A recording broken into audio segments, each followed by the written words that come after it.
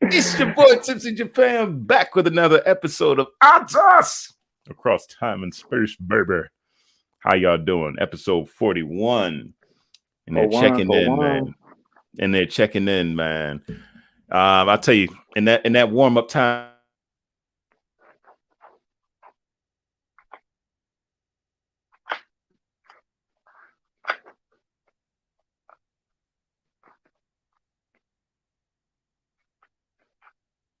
Dang.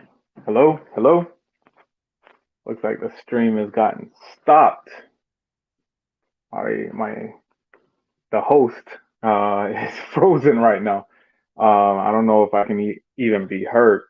But we were talking about chapter 2 in Homo Deus by Yuval Noah Harari. And we're going to be getting into it. Now, I don't know if my co-host can even hear me. What's going on right now? Of course, we have technical difficulties. You see that now I'm the only one on screen. But for those who are listening or don't know me, my name is Ace of Cross Culture. We do have the streams on the even streams on my channel. And the host this week is TPC Japan, the People's Champ Japan. We're on his channel. As you know, as you are watching, if you're listening, then we appreciate you if you're listening after the fact. But I don't want to jump too much into it because I know that the host already has his stuff and he's set up and he wants to go over some certain things. But this book is talking about not the history of man, but more so a future of mankind, looking at what's happening, or well, what was happening current day, because this book was not written this year, but you do see a lot of things in this book in this time that are very relevant, like the things that he was talking about as far as diseases and curing diseases, and how man is basically playing God, Homo Deus.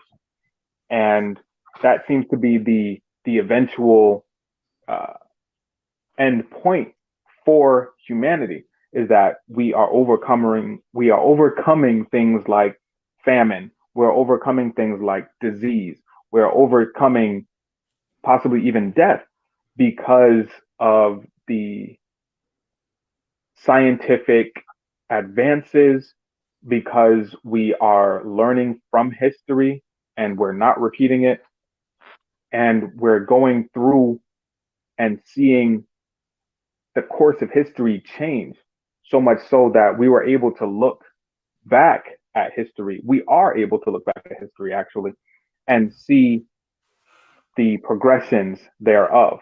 But if we look now and we try to predict tomorrow, it might not even happen that way, because technology and science is just ramping up so much more in this small space of time, so much so that who knows, we might have flying cars, by 2030.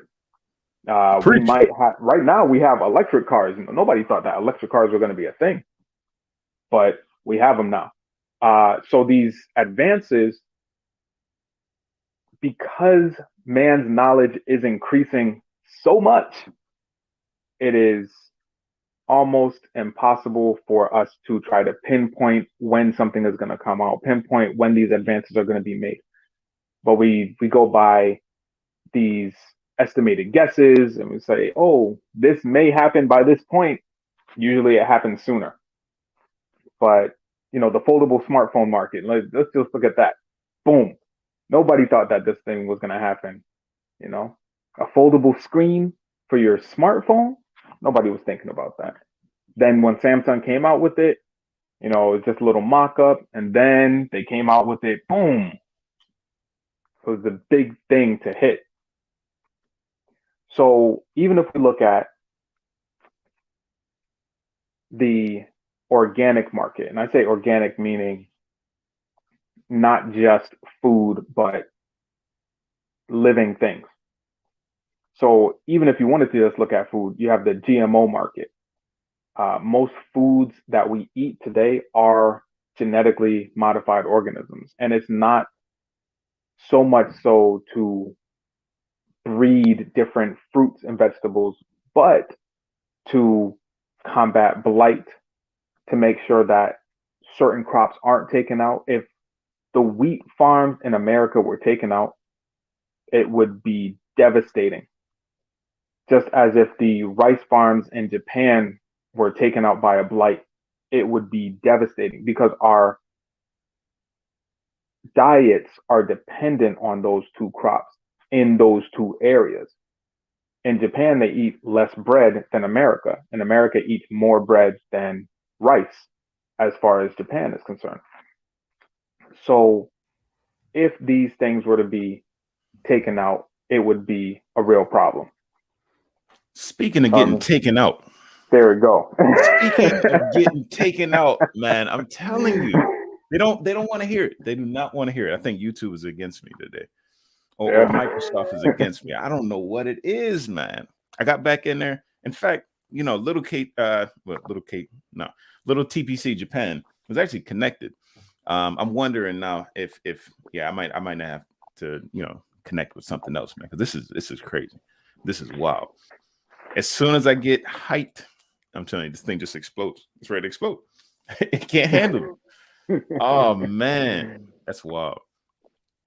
So yeah, we're back. We're live, and we're talking about Homo Deus. Okay, you good? Okay. I was. No, we good. No, Okay. I saw one of the chats, so I was just trying to make sure, see what's going on. That was me. Yeah, me. Both times. I saw the first one, but I didn't see the second. Right. I mean, when things go crazy, can little me get back in, or I don't know. Don't ask me. You can't see. You can't see the other one. I can't, because you're the one hosting this week, so you got everything on your Okay. All right. I understand. Yeah. If you were hosting, then you would see the other one. Okay. Mm-hmm. All right. We'll think about that. We're gonna have to consider that, because that's crazy. That's wild. No. I've been following along, though, just like I'm hoping our listeners are following along carefully and understanding that we're talking about Homo Deus. We're talking about chapter 2. Up to now, we've been on chapter 1.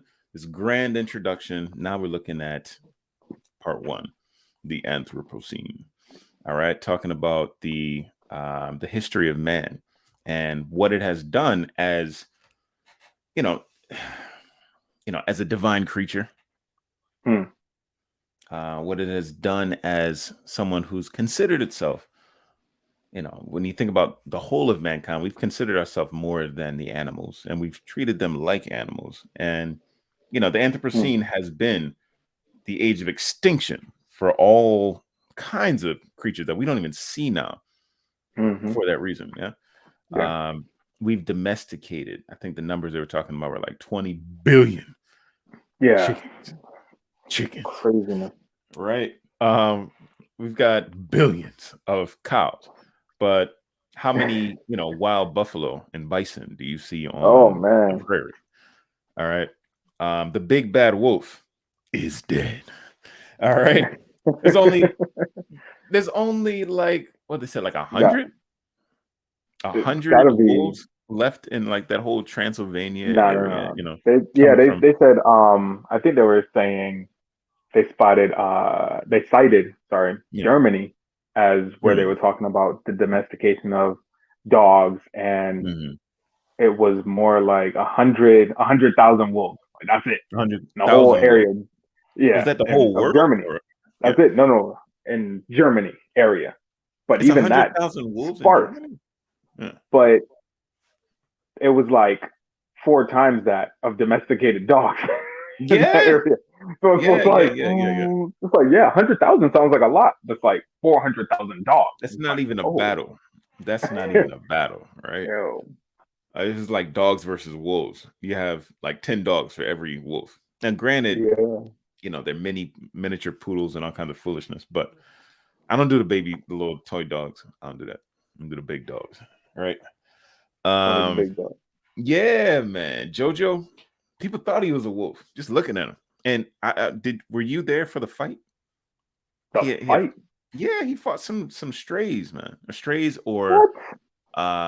like wild dogs. Wild dogs cannot win against the domesticated Japanese American Akita. All right. that dog was actually used in the past to hunt bears. Oh yeah. And mountain lions. It's just like you get a pack of Akitas, and things are smart, and they've been bred to handle their business. All right. So that being said, the chapter was looking at the domesticated creatures and how we treat them, giving human emotions to beasts, and how. Sorry, I want to stop because you said human emotions. Yeah. No, well, that's the thing. Yeah, they said, are we assigning human emotions to beasts, or are we assigning mammalian or acknowledging mammalian emotions? Yeah. In the other creatures, are we just one of the other creatures? What's your stance on that question? I'm going to post it a little bit more elegantly, but yeah, I mean, how did you feel about that conversation just from jump? I mean, because the author does go into, and when I say the author, I mean Yuval Noah Harari in the book Homo Deus. He goes into the fact that in the creation story, the only animal to speak was the snake. Yes. And how Eve in some languages means, female snake or evil snake. But we do also have to think of our role in the Christian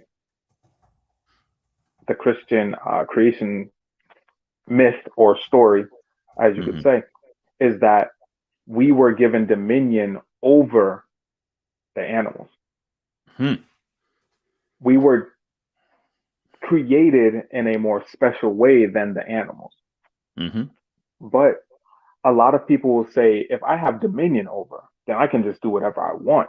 And I can, it's all up to me, how I want to use and how I want to abuse and how I want to.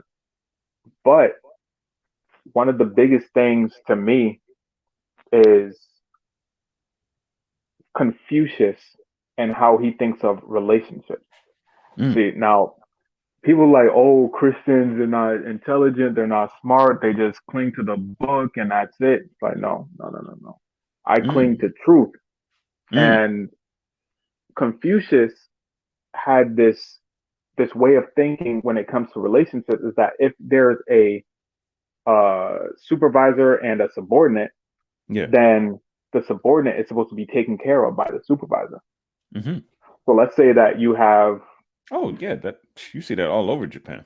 Like, I mean, if the supervisor takes his subordinates out, supervisor has to pay for everything. All right, and that's what the pay looks like. So that he can pay for it. Yeah. Because in Far East, the tradition is more so of the whole versus the individual. But in the West, it's the individual versus the whole.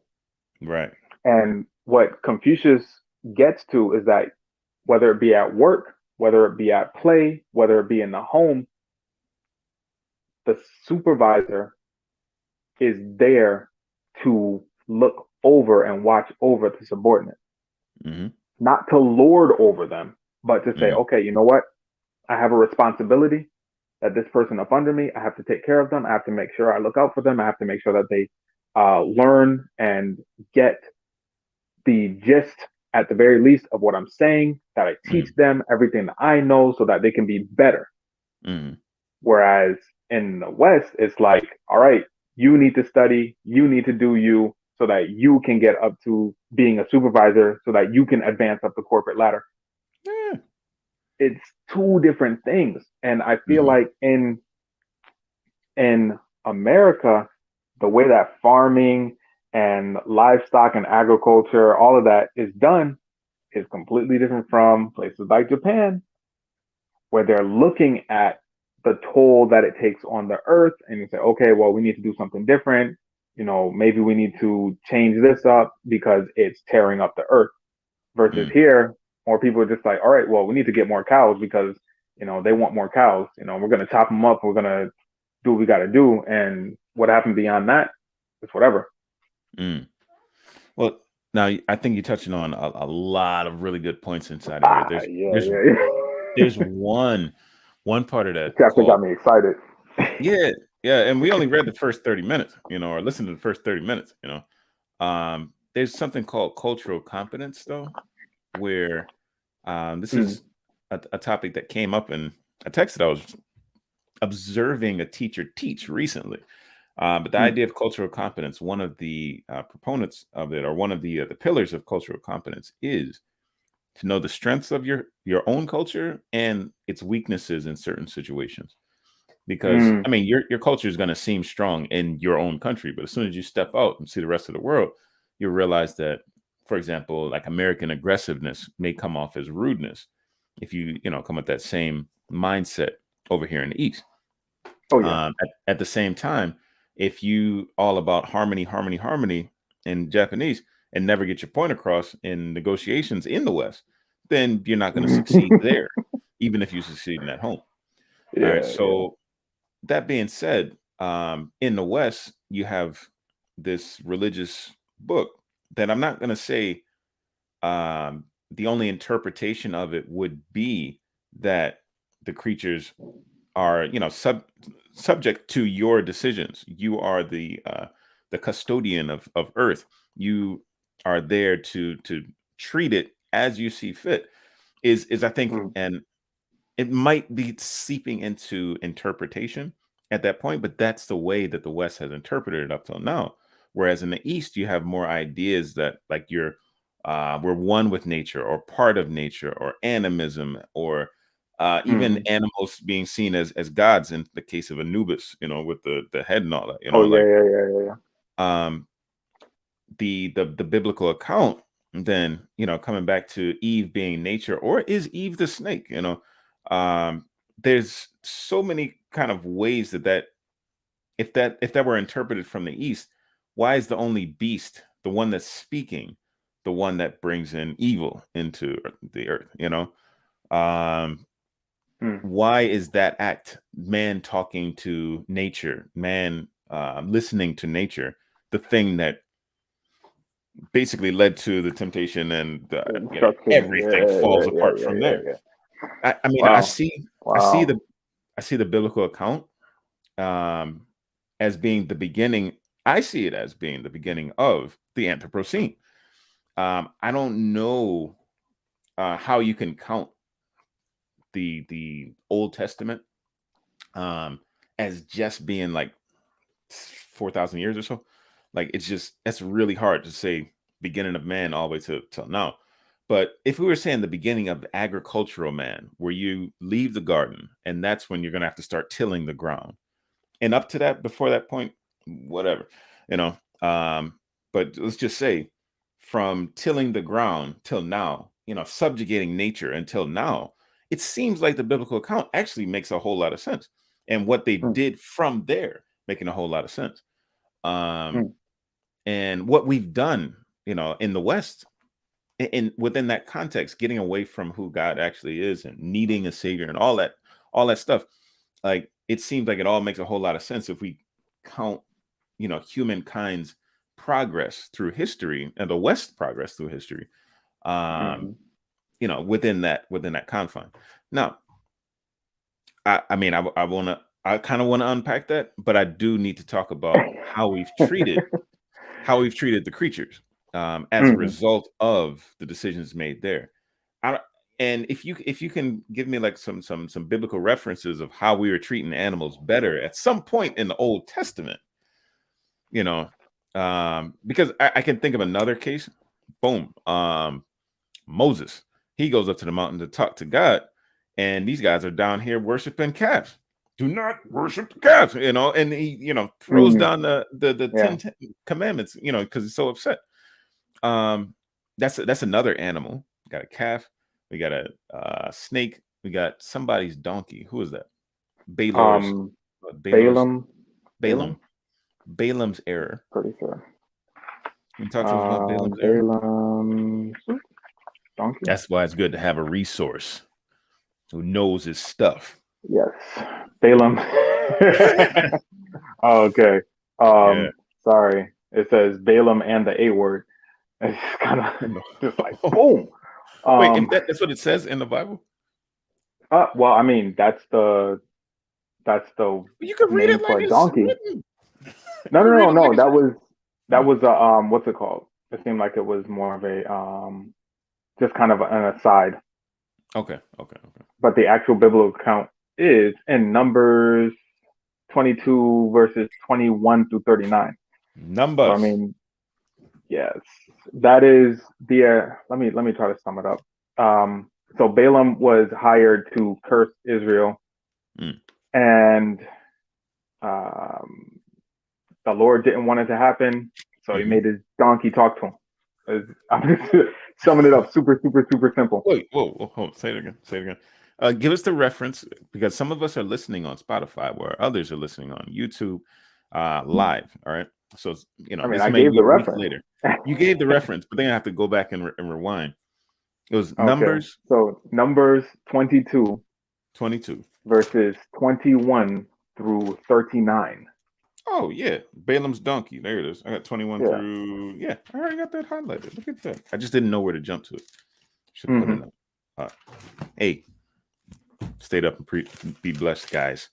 All right, so you were giving us a summary, and basically, what was his error? He was hired. Error? He was hired to curse Israel. So the Lord sent an angel. The donkey sees the angel and doesn't want to go past because the donkey can see the angel. Right. So donkey tries to skirt around the angel and winds up like bruising Balaam's foot up against like a stone wall. And then like Balaam's like, what's going on with you, donkey? Like, let's go. And donkey turns around to him and talks. So yeah, that's in human tongue. Okay. Yeah. And that's in verse 30, and it says the donkey said to Balaam, "Am I not your own donkey, which you have always ridden to this day? Have I been in the habit of doing this to you?" Like, so no. Like, you got to know that this is not normal. I'm your donkey. Like, you should know that this is not typical of me. That type of thing. But yeah, ultimately Balaam did not curse Israel. It goes back to Balak. Balak is who hired him to curse Israel. Okay. Yeah. So the moral of the story is that these creatures actually so we got 1, 2, 3. There's some kind of like divine intervention or divine the animal can see the angel of the Lord, right? As you said, Balaam's donkey could see the angel of the Lord. When look at the Bay of Pigs situation, they took the demon and ran right off the cliff. Yeah. The serpent, was actually being used by the bad angel. There are few cases in the Bible that animals appear, but they all have this kind of spiritual piece to them. Even the calf and worshiping the calf. Hey, cut that out. The staff being turned into a serpent. All right, to show a miracle. Like that, animals they don't show up so often, but when they do, they have some kind of spiritual element to them. And spiritual significance, right. So Do we treat our animals like they have spiritual significance? Do we treat ourselves like we have spiritual significance? Hmm. We could talk to that point. It's a So little bit. what I've seen is that animals have more sense than us. Even the trees have more sense than us. And I say that because it's something that I've seen, it's something that I've experienced in my walk with God, that the birds wake up and they're glad, hence they sing. Mm, If you look at any plant, you will see that they're just praising God. You see the lighter part, the shinier part of their leaves are pointed mm, upward, mm, you know? And I don't think that that's by coincidence. I think that's by design. mm, I do believe that we let our egos get in the way of praising God. We let our pride get in the way of humbleness. mm, And because of that, we put a barrier between ourselves and our salvation. mm, mm, And that mm, is one of the worst things that we can do, but it's something that's done so much that we're used to it. mm, Now, if we were to treat our livestock and such as if they could also praise God because they can, mm, I believe that God speaks in a thunderous voice to all of us, but man has the power to silence that voice mm, by mm, continuously like, oh no, it'll be okay if I don't do it. Oh no, it'll be okay if I do this. No, it'll be okay. And then you get the still small voice because you already done choked the thing so that mm, your mm. conscience is no longer speaking in that thunderous voice.